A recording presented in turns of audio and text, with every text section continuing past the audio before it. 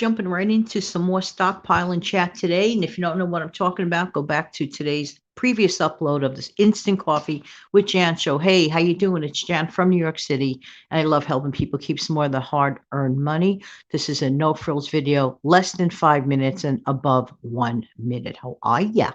Thanks for being here. Listen, sometimes people stockpile their stuff because of lack of space, or sometimes people say they can't stockpile their stuff because of lack of space. Well, it is true that there is always a limit to how much space a person has, but the question is, are you utilizing or maximizing your space as much as you can?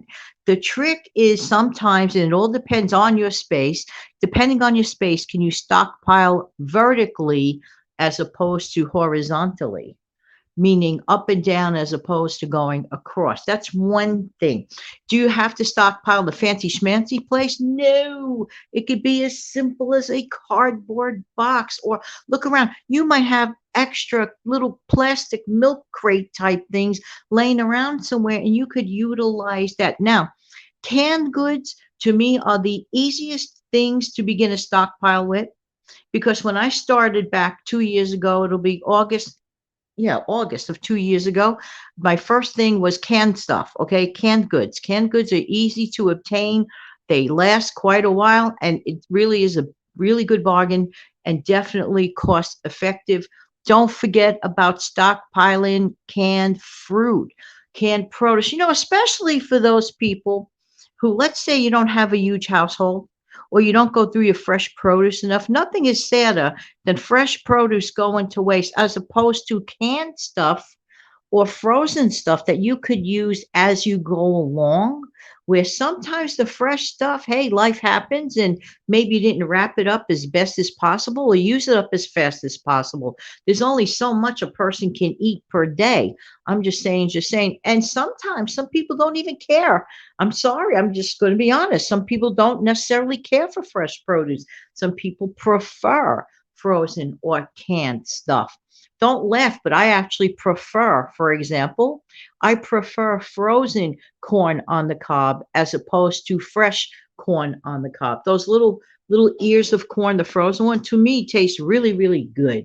And I like that. And I could take them down one or two little ears at a time. I don't have to worry about things spoiling. This is just an example. But let's get back to the space situation with some people. Now, I am curious to know, are you a person that lives in a small space?